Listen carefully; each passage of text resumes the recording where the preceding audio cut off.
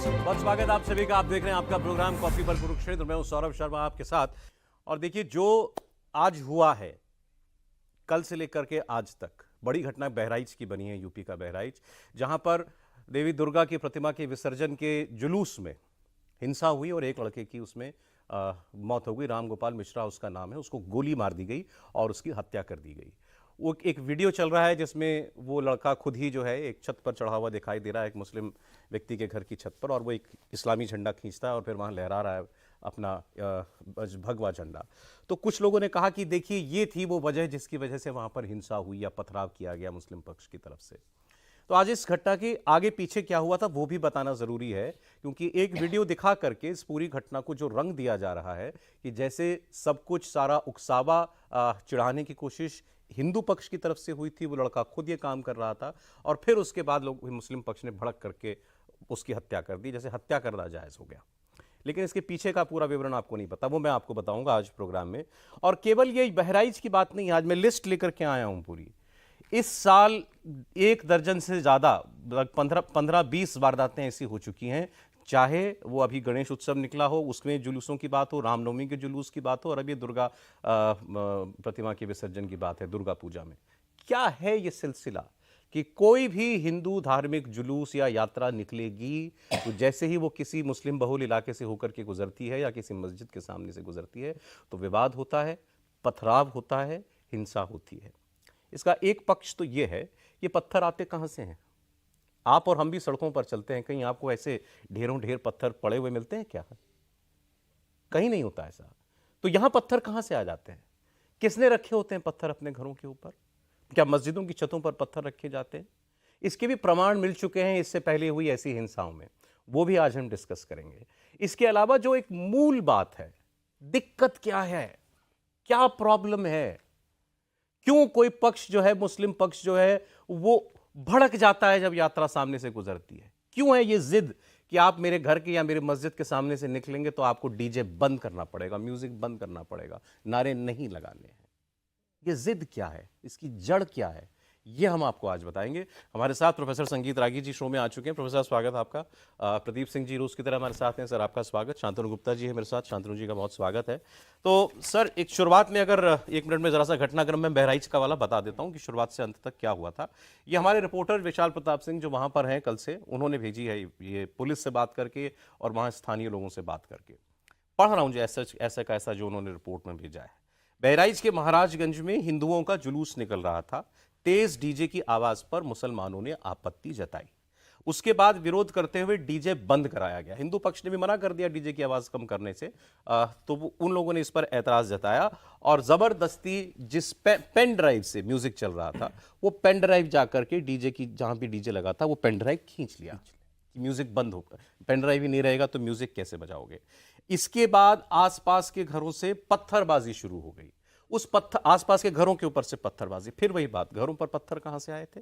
पत्थरबाजी शुरू हो गई। पत्थर जाकर के मूर्ति को भी लगा, देवी दुर्गा की मूर्ति को भी लगा। उन मूर्ति का हाथ टूट गया, मूर्ति खंडित हो गई, जो पूजा के बाद विसर्जन के लिए ले जाई जा रही थी।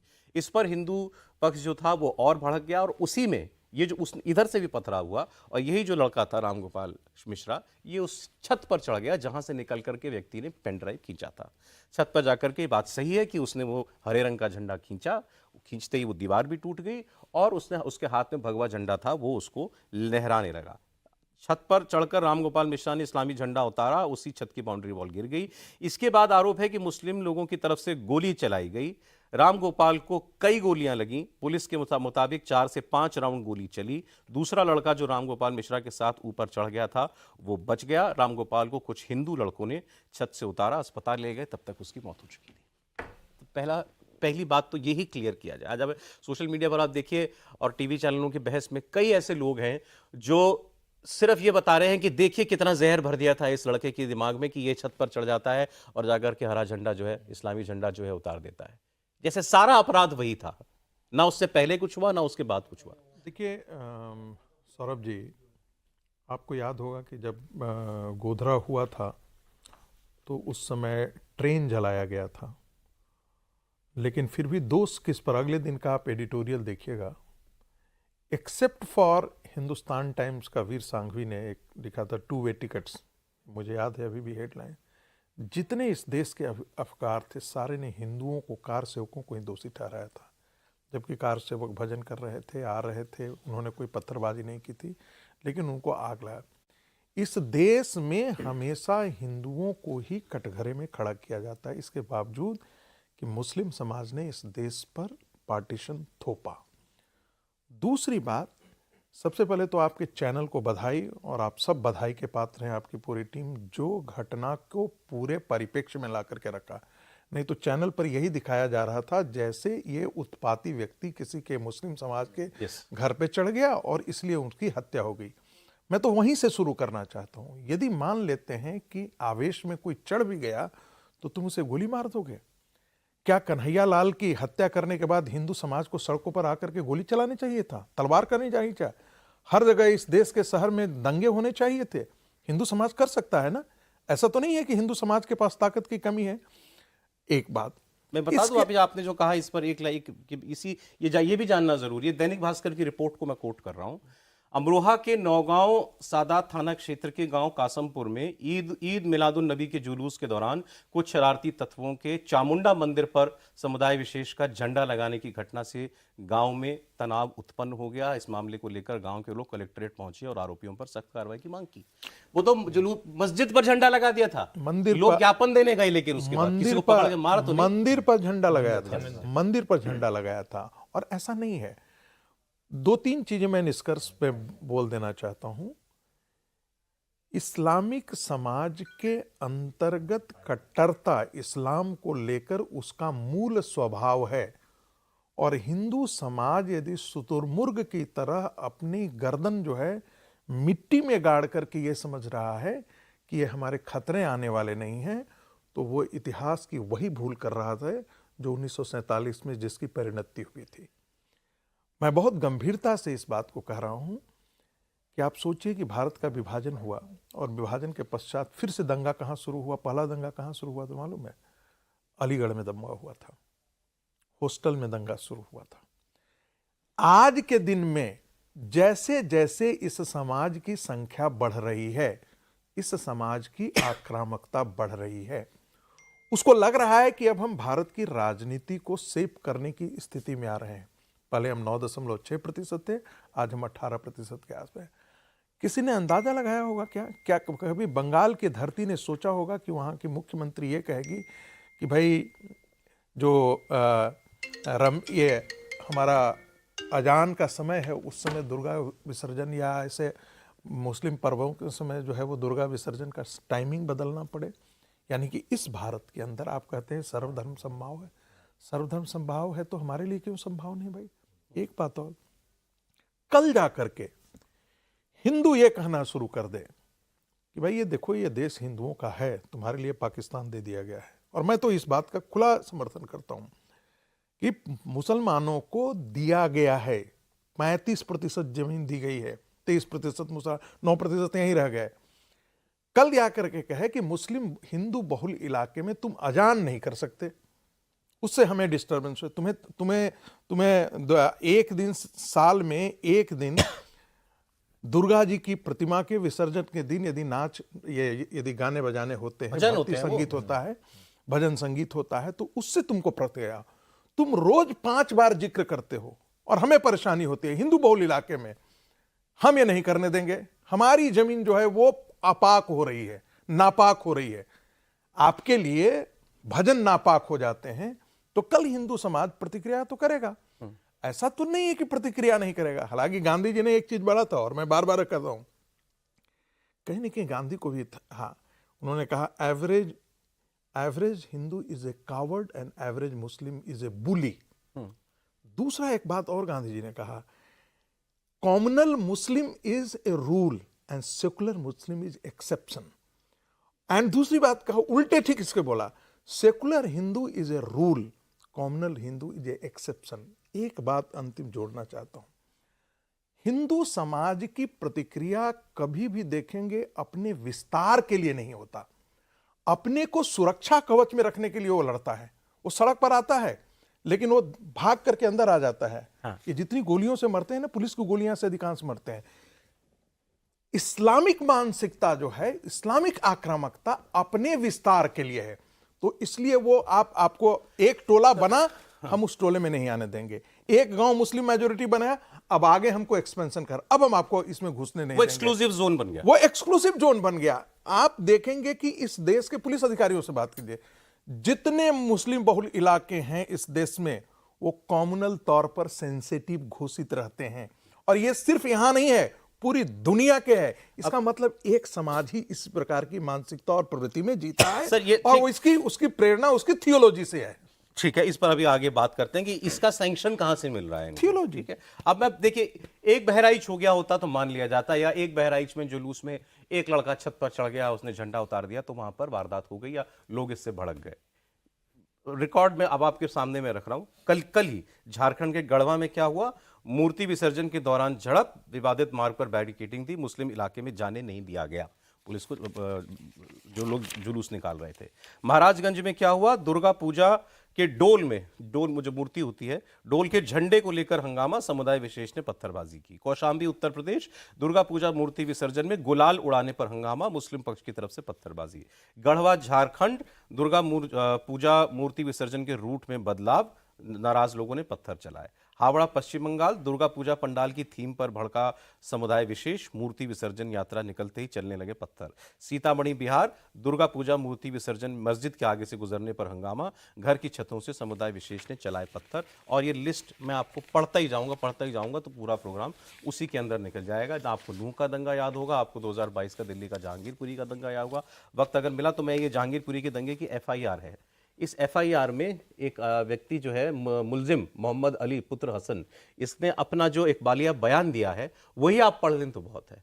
वो अपने इस इकबालिया बयान में कह रहा है, संक्षेप में आपको बता रहा हूं, कि हम आसपास के लड़कों ने ये तय किया कि अभी इन्होंने रामनवमी पर भी जुलूस निकाला था, नारेबाजी की थी, अब ये हनुमान जयंती का जुलूस जन्मोत्सव पर शोभा यात्रा निकालने वाले हैं, तो हमें इसमें कुछ करना है। यही लोग भीड़ में शामिल हुए, भीड़ के साथ बहस की, उनके साथ विवाद किया। उसके बाद ये कहते हैं कि हम में से एक के पास पिस्तौल थी, पुलिस वाला हमको समझाने आया तो उस लड़के ने पिस्तौल चला दी, पुलिस वाले के हाथ से आर पार हो गई थी गोली जहांगीरपुरी में। फिर आगे सामने मस्जिद थी, वहां से पथराव शुरू हो गया। ये इकबालिया बयान में बता रहा है। फिर वही पूछ रहा हूं, पत्थर कहां से आ जाता है सर? बार बार मुझे तो नहीं मिलता सड़क पे पड़ा पत्थर। पत्थर कहाँ से आ जाता है तो दिल्ली की दंगे में हमने उसके विजुअल्स देख लिए। जब तक वीडियो नहीं था तब तक तो कही सुनी बात थी कि हमने आरोप लगाया, आपने कह दिया कि नहीं आप झूठ बोल रहे हैं, तो ये आप हमारी बात मान लिए, ये आपकी बात मानिए। 1969 अहमदाबाद, एक मंदिर में जहाँ गौशाला भी थी, साधु लोग शाम को गायों को लेकर मंदिर में लौटते थे, मंदिर में लौट रहे थे, उर्स चल रहा था कहीं पर, तो गायों के आने से झुंड में चलती हैं, तो किसी को 1-2 लोगों को या 4 लोगों को या हो सकता है 10 लोगों को चोट लग गई, मंदिर पर हमला हो गया, आसपास की दुकानें जला दी गई, 660 लोग मारे गए दंगे में। और ये 8 दिन तक दंगा चला। तो उनको बहाना चाहिए, प्रोवोकेशन नहीं चाहिए, बहाना चाहिए। प्रोवोकेट तो पहले से हुए बैठे हैं कि हमारे इलाके से नहीं, हमारे इलाके से नहीं गुजरना चाहिए। दूसरी घटना बताता हूं, अभी 1-1.5 साल पहले की है, मद्रास हाईकोर्ट का जजमेंट है इस पर। तमिलनाडु में एक कस्बे में मुस्लिम आबादी 90% हो गई। वहाँ एक मंदिर था जहाँ उनका परंपरागत रूप से साल में 2 बार शोभा यात्रा निकलती थी। मुसलमानों ने कहा कि अब ये नहीं निकल सकती, और ये न तो पूजा होगी, न घंटा बजेगा, न शंख बजेगा, और ये शोभा यात्रा तो बिल्कुल नहीं निकलेगी, और हमारे घर के सामने से या मस्जिद के सामने से कतई नहीं निकलेगी। डिस्ट्रिक्ट एडमिनिस्ट्रेशन में शिकायत की, डिस्ट्रिक्ट एडमिनिस्ट्रेशन ने मना कर दिया मंदिर को, ये शोभा यात्रा नहीं निकलेगी। इसलिए क्योंकि वहां आबादी मुसलमानों की हो गई। उन्होंने कहा हम 90% हैं, हम जो कहेंगे वो करना पड़ेगा। तो उसके बाद वही गए हाई कोर्ट कि जिला प्रशासन को और राज्य सरकार को निर्देश दिया जाए इसको इंश्योर करने का। हाई कोर्ट का वो जजमेंट हर हिंदू को और हर जो है जागरूक नागरिक को पढ़ना चाहिए। उन्होंने कहा कि अगर ये आदेश दे दिया तो देश में अराजकता फैल जाएगी। फिर तो हिंदू बहुल इलाकों में हिंदू कहेंगे कि हमारे इलाके से कोई मुस्लिम जुलूस नहीं निकल सकता, हमारे मंदिर के सामने से कोई जुलूस नहीं निकल सकता मुसलमानों का। और उसके बाद जो जजमेंट दिया उसमें कहा ये दोनों शोभा यात्राएं जो साल में निकलती हैं निकलेंगी और पूरे कस्बे में होकर जाएंगी, हर मुसलमान के घर के सामने से जाएंगी, मस्जिद के सामने से जाएंगी, और ये जिला प्रशासन की जिम्मेदारी होगी कि इनको सुरक्षा प्रदान करें। लेकिन वो इसको अपना राइट इस हद तक समझ रहे थे कि कोर्ट चले गए, कोर्ट चले हाँ, गए। ये तो उनको लगा judgment कि है। ये तो बड़ी स्वाभाविक बात है। क्या हम रहते हैं यहाँ पर हाँ, हिंदुओं का जुलूस हाँ, क्यों निकलेगा? हाँ, क्यों क्यों क्यों क्यों निकलेगा? ये तो बहुत बड़ी खबर बनी थी। हाँ, ये इस तरह की मानसिकता हो जब, तो इससे आप अंदाजा लगा सकते हैं कि क्या कर सकते हैं वो। उनके पास हर समय बहाना मौजूद रहता है, बहाना और हिंसा हथियार, करने बहाना और हथियार। कोई ऐसा त्योहार हिंदुओं का नहीं बीतता है जब उस पर पथराव ना हो या उसको डिस्टर्ब करने की कोशिश ना हो। और कोई एक ऐसा अवसर जो है मुसलमानों का आप नहीं बता सकते जिस पर हिंदुओं ने पथराव किया हो या उसको रोकने की कोशिश की हो। उनकी जुलूस निकलते हैं। कोई इलाका, अभी बात हो रही थी तो जो संवेदनशील इलाके की बात कर रहे थे रागी जी, भारत में कोई एक हिंदू बहुल इलाका नहीं है जिसको कहा जाए कि ये संवेदनशील है। तो जहां संख्या में ज्यादा है वहां संवेदनशील नहीं है, जो संख्या में कम है उनके इलाके से हम गुजरेंगे तो संवेदनशील होगा। ये एडमिनिस्ट्रेशन की भाषा बन गई है। ये नतीजा है सेकुलरिज्म का। और इसी पर ये जो योगी जी ने कहा ना कि बटोगे तो कटोगे, उन्होंने तो आज कहा, गुरुदेव रविन्द्रनाथ टैगोर ने लिखा है कि समस्या ये है कि हम अगर कोई मुसलमान आवाज दे तो हजारों लाखों की संख्या में लोग इकट्ठा हो जाएंगे, हम आवाज दें तो कोई नहीं इकट्ठा होगा। हिंदुओं के लिए कह रहे हैं, वो कह रहे हैं कि फिर हम बढ़ जाते हैं, हम इस जाति के हैं, हम इस भाषा के मानने वाले हैं, हम इस क्षेत्र के मानने वाले हैं, तो हम अभिशप्त हैं इसके लिए जो हो रहा है हमारे साथ। मैं एक चीज जोड़ देना चाहता हूँ जो सर कहे, महर्षि अरविंद ने लिखा है एक जगह, एक समय आएगा जब हिंदुओं को लाठी डंडे लेकर के सड़कों पर आना पड़ेगा। ये मैं अपनी भाषा नहीं बोल रहा हूँ, ये महर्षि अरविंद लिख करके गए हैं। इसको टैकल करने के लिए, यानी इस्लाम की मानसिकता को टैकल करना है तो ये सड़कों पर उतरना पड़ेगा हिंदू को। और मैं आज पूछ रहे थे लोग कि भाई कहाँ से ये उन्मादी भीड़ आ गई। देखिए मैं बार बार कहता हूँ, समाज जब संवेदनशील जिस दिन होगा उस दिन तो खड़ा हो जाएगा, फिर वो किसी संगठन की चिंता नहीं करेगा, किसी पॉलिटिकल पार्टी का मोहताज नहीं होगा। जब समाज जागता है तो पूरी तरीके से जागेगा।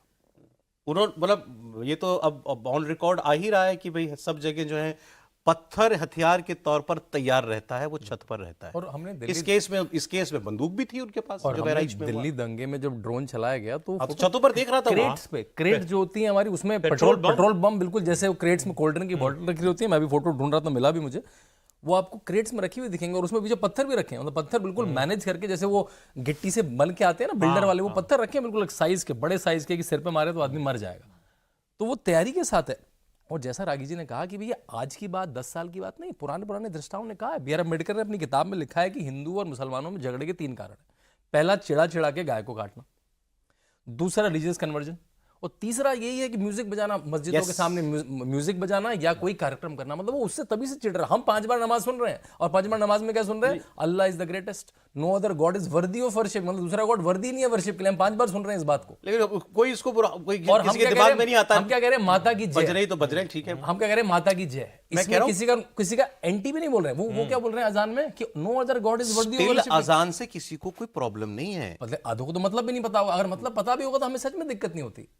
देखिए तिरुपति लड्डू वाली जो दिक्कत यही है, यदि आप दिक्कत हमें दिक्कत नहीं, यदि मैं वही कह रहा हूं, किसी के दिमाग में नहीं आता क्यों। नहीं सौरभ जी यदि उसकी हिस्ट्री पढ़ेंगे, मैं आपके चैनल पर बोलना नहीं चाहता हूँ, जानबूझ करके अपने आप को रोक रहा हूँ।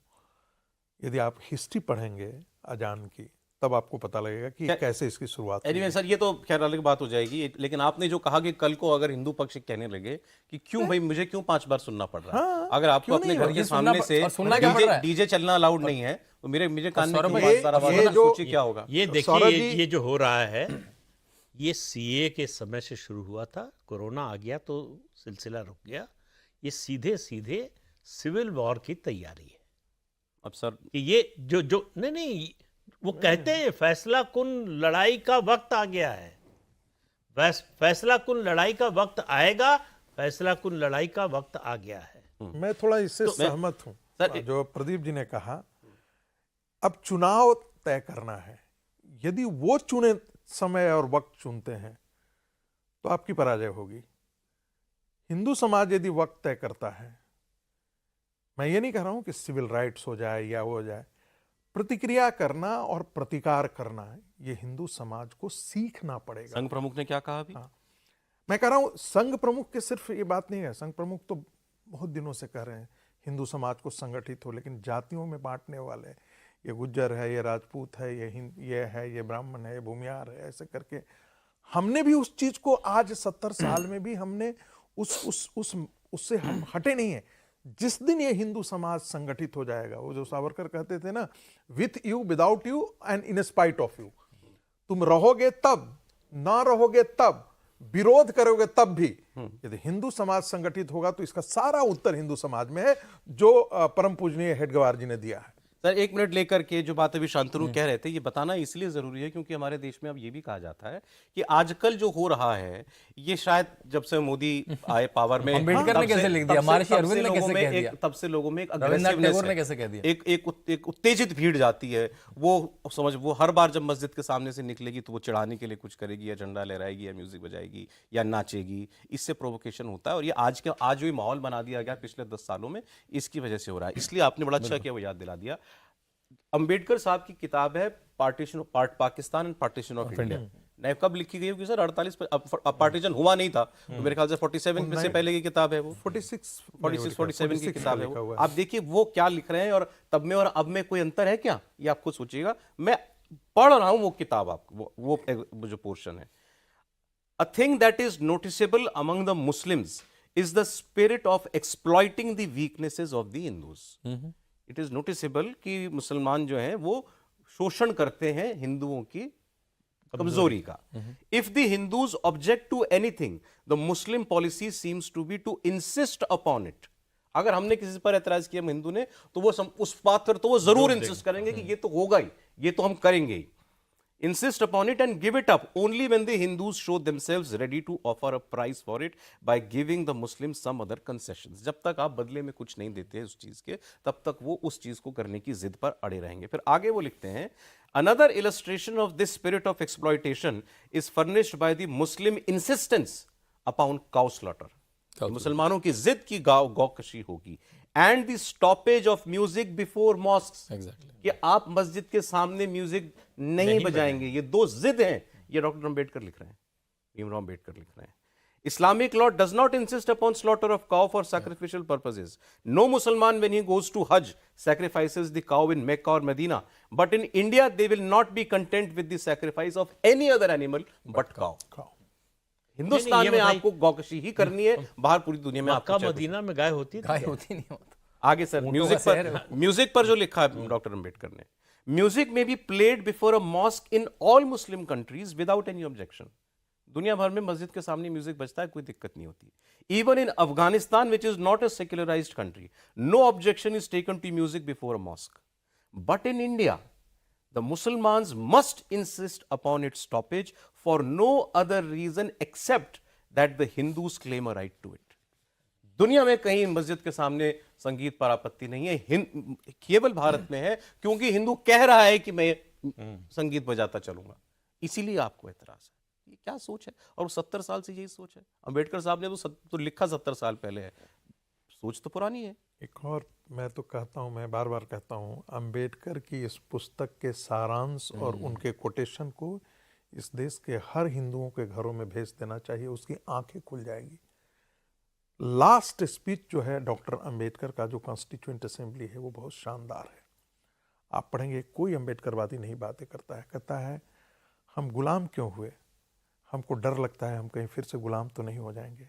अब पॉलिटिकल पार्टियां आएंगी, पॉलिटिकल पार्टियां कहीं अपने हितों के लिए, पार्टियों के हितों के लिए कहीं देश के हित की बलि तो नहीं दे देगी। ये डॉक्टर अंबेडकर है, last speech of doctor Ambedkar. और मजेदार बात है, और वो मोहम्मद बिन कासिम से शुरू करते हैं। देखिए ना, यानी लुटेरा कौन है हमारे Yeah. देश में? वी एंड दे, हर नेशनल नैरेटिव में होता है हम और वे कौन थे ये लुटेरे? मोहम्मद बिन कासिम से लेकर के मुगल तक की यात्रा को उन्होंने बड़ा बिल्कुल, शानदार कमल किया। और कहते हैं जब मराठे लड़ रहे थे तो सिख साथ नहीं थे, जब सिख लड़ रहे थे तो मराठे साथ नहीं थे। हम गुलाम ही इसीलिए हुए क्योंकि हम विभाजित थे। वो तो किताब सच आज समय की पुकार है। मैं फिर कहता हूं, छोड़िए ये बीजेपी जीत रही है, वो जीत, वो तो बाई प्रोडक्ट है। जिस दिन हिंदू समाज ये दिन नहीं इकट्ठा हुआ तो आप देखिए बांग्लादेश में आज क्या हालत हो गई है। नहीं, अभी देखिए ना, आप ही की बात पर अखिलेश यादव जी ने क्या कहा इस इशू पर, शांतनु महराइच को लेकर के उन्होंने कहा, मेरी अपील है जो पक्ष है कानून व्यवस्था बनाए रखे। जो घटना हुई वो दुखद है, किस कारण हुई है प्रशासन शासन आप सब जानते हैं। एक चौकी इंचार्ज अधिकारी को हटाकर कानून व्यवस्था नहीं संभलेगी। आगे, जिस वक्त जुलूस निकला प्रशासन को ध्यान रखना था, रूट क्या है? देखिए, रूट सेंसिटिव एरिया, सुरक्षा व्यवस्था है कि नहीं? उस लाउड स्पीकर पर क्या बजाया जा रहा था? अब गाना भी पहले उस अखिलेश लाउडस्पीकर यादव पर क्या बज रहा था जो मुसलमानों को आपत्ति हुई? अगर मैं कहूं तो सरकार कुछ और बात कहेगी, लेकिन प्रशासन को ध्यान रखना था कि आखिरकार क्या बजा रहे थे, क्या किसी को अपमानित कर रहे थे? वो सवाल उठा रहे हैं कि इस जुलूस में कुछ गड़बड़ हो रही थी। सियाओं के साथ दंगे हो जाते थे लखनऊ में। यही कहा जाता है ना कि जुलूस, ये मोदी जब से आए हैं तब से इन्होंने लोगों के मन में जहर भर दिया। लड़के जो हैं मस्जिद के बाहर हंगामा करते हैं। नहीं, ये सब बात मान लेते हैं अगर 2014 से पहले ऐसा ना हो रहा होता। अरे भीमराव अम्बेडकर लिख रहे हैं 1940 में, अरे भाई रविन्द्रनाथ टैगोर लिख रहे रविन्द्रनाथ हैं, टैगोर लिख रहे हैं, और पहले महर्षि दयानंद सरस्वती लिख रहे हैं। तो उस समय तो मतलब बीजेपी कहीं कहीं सीन में तब भी तो नहीं थी, डीजे मतलब सिस्टम में किसी नहीं, हाथ से सोचा भी नहीं था। तब तो गाते हुए जाते हाँ। होंगे, तब तो डीजे सिस्टम भी नहीं थे। हाँ, तब तो लाउड स्पीकर भी नहीं नहीं था। थे, बड़े सिस्टम नहीं थे, लोग गाते होंगे। तो दिक्कत है कि भाई मैं दूसरे भगवान, दूसरी प्रथा, दूसरे कल्चर के बारे में सुन भी नहीं सकता। वो बेसिक समस्या है कि तुम हो क्यों, Why do you exist? तुम्हें होना ही नहीं चाहिए, तुम्हारा अस्तित्व नहीं होना चाहिए। समस्या किसी चीज से, डीजे से नहीं है, कोई भजन से नहीं है, मूर्ति विसर्जन से नहीं है, हमारे अस्तित्व से, हमारे होने से है। और जब तक हम हैं तब तक समस्या रहेगी। तो हम तो हैं। तो हमको तय करना पड़ेगा कि हमको रहना है नहीं रहना। जो लास्ट मीटिंग हुई थी मुस्लिम लीग की, उसमें मुसलमानों ने जिन्ना से कहा कि भाई आप छोड़ करके चले गए हैं, हम मुसलमान। जिन्ना का स्पीच मैंने पढ़ा था, मेरे पास उदाहरण वो डेट याद नहीं आ रहा है, जिसमें कहा था नहीं तुम्हें यहाँ रहना चाहिए। और उस समय एक बहुत कह रहे थे, हंस के लिए थे पाकिस्तान, लड़ के लेंगे हिंदुस्तान। ये बहुत बड़ा नारा चला था, आपको ध्यान में बता दूं। जो गजवाए हिंद की बात करते हैं, ये गजवाए हिंद तो हो चुका है साहब। कई बार हम देखते हैं, पढ़ते हैं और सुनते हैं, टेलीविजन पैनल पर बोलते हैं हम हिंदू अभी तक बचे हैं। मुझे ऐसे मूर्खों पर लगता है दया आती है, तरस आता है, क्रोध आता है। अरे तुम्हारी सीमाएं अफगानिस्तान से आगे जाकर के पर्शिया तक सिमटती, और वहां से जितने आप सांस्कृतिक भारत का मानचित्र आप निकाल करके देखिएगा, आपको वहां से हमारे यहाँ तक, तुम अफगानिस्तान सिमट गए, पर्शिया के नजदीक सिमट गए, बांग्लादेश, पाकिस्तान, 2/3 हिस्सा भारत का सिकुड़ गया है, खत्म हो गया है। और जो 1/3 बचा हुआ इस भारत का हिस्सा है, जिसे विस्तृत भारत कहते हैं, वहां तुम्हारी जनसंख्या एक हिस्से को है वो 17% है, और वो कहता है काफिर है तुम। कौन मारेगा कि हम हमारे देश में, हिंदू बहुल देश में, कोई कहता है तुम काफिर हो, और ये पढ़ाया जाता है। 11वीं सेंचुरी का बुक हिदाया जो है वो दारुल देवबंद में पढ़ाया जाता है, और कोई इसका विरोध नहीं करता है, जो खुले जिहाद की बात करता है। एक आवाज उठी है, लेकिन एनसीपीसीआर ने, national commission for child right protection ने कहा है कि मदरसों की सरकारी फंडिंग बंद होनी चाहिए। बिल्कुल, मदरसे होने ही नहीं चाहिए, उन्होंने कहा है। और क्यों होना चाहिए भाई? अंग्रेजों ने बंद किया और आपने उसको कंटिन्यू रखा, गुरुकुल बंद करा दिया आपने। हमारी जो पारंपरिक शिक्षा व्यवस्था थी उसको आपने खत्म कर दिया।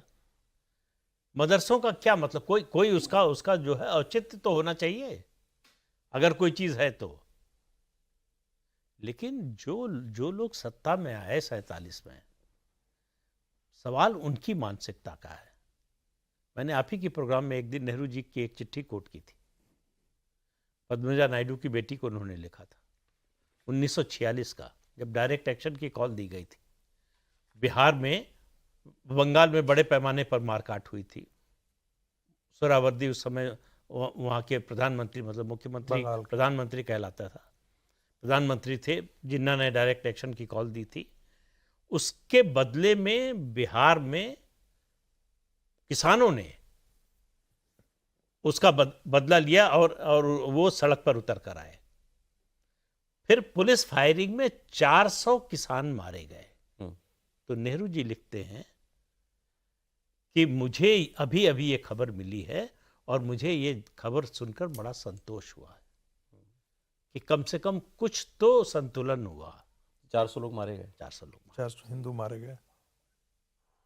तो जब देश का प्रधानमंत्री इस तरह से सोचता है तो आप समझिए कि किस तरह की मानसिकता है जो हुक्मरान है। नहीं सर, अभी नहीं हुआ ये। अभी मनमोहन सिंह के समय में जो बिल लाने की कोशिश हुई, वो तो बहुत खतरनाक था। Communal violence bill. नेचुरली अगर कम्युनल वायलेंस होगा तो हिंदू ही मतलब कश्मीर में भी होगा अगर तब भी हिंदू दंगा तो हिंदू जिम्मेदार होगा। मतलब उसकी मेजॉरिटी डेफिनेशन में हिंदू ही है। हाँ, हिंदू कश्मीर ही। में भी। हाँ। और मेजोरिटी ही गुनहगार मानी जाएगी, कोई भी राइट्स होगा अनटिल अनलेस प्रूवन अभी अदरवाइज। कर्नाटक में जी। जो दंगा हुआ था, जगह मैं भूल रहा हूँ, जहाँ पुलिस थाने को चौकी के ऊपर हुबली ओल्ड हुबली में हुबली में पुलिस की गाड़ियां जला दी थी, थाने पर पथराव, आगजनी हुई थी, सब हुई थी। वो सारे दंगाइयों के केस वापस ले रही है सरकार। अब क्यों लोगे आप? वसीरहाट में क्या हुआ आपकी था? पुलिस पर हमला हो रहा है और आप केस वापस नहीं लोगे? वापस ले लिया, इसके बावजूद कि पुलिस मना कर रही है, आपका लॉ डिपार्टमेंट मना कर रहा है कि ये केस वापस नहीं लेना चाहिए, इसके बावजूद आप वापस ले। अभी एक जरा ये अखिलेश यादव जी ने अभी फिर कुछ पोस्ट किया है एक्स पर। वो लिख रहे हैं, चुनाव का आना और सांप्रदायिक माहौल का बिगड़ जाना ये इत्तेफाक नहीं है। जनता सब समझ रही है, हार के डर से हिंसा का सहारा लेना किसकी पुरानी रणनीति है, सब जानते हैं। ये उपचुनाव की दस्तक है। दिखावटी कानून व्यवस्था की जगह अगर सरकार सच में पुख्ता इंतजाम करे तो सब सही हो जाएगा, लेकिन ऐसा होगा तब ही जब ये सरकार चाहेगी। वो कह रहे हैं कि ये तो उपचुनाव के लिए दंगा करा दिया मुजफ्फरनगर दंगा इन्होंने उपचुनाव बीजेपी ने, क्योंकि उपचुनाव होने, बाई इलेक्शन होने, इसलिए दंगा यहाँ करा दिया। उपचुनाव है ना, बंगाल में तो नहीं है, झारखंड में तो नहीं है। झारखंड में तो है, झारखंड में आने वाला है, चुनाव है, चुनाव आने वाला है। लेकिन सिर्फ झारखंड और ये तो नहीं है, इस देश के कम से कम 11 प्रांतों की तो रिपोर्ट मेरे पास है जहां पर ऐसी घटनाएं घटी हैं, जहां पर आज के दिन में चुनाव नहीं होने वाले हैं।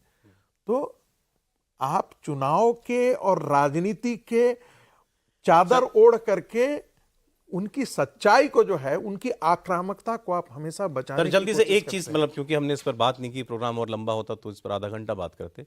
इसका इलाज क्या है?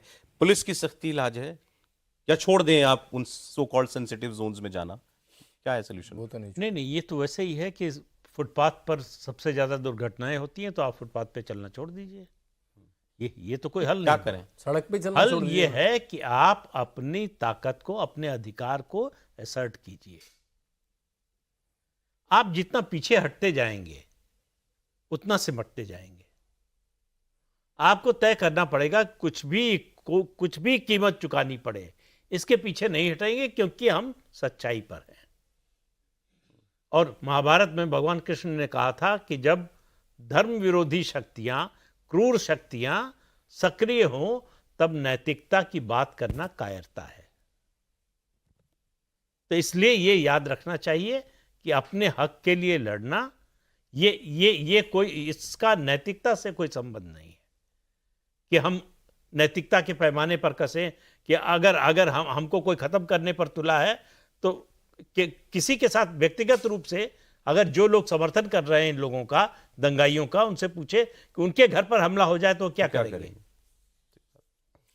देव और दानव की लड़ाई में दानव कौन है, देव कौन है, देव समाज कौन है, दानव समाज कौन है, इस देश की जनता को समझने की आवश्यकता है और उसके लिए तैयार रहने की आवश्यकता है।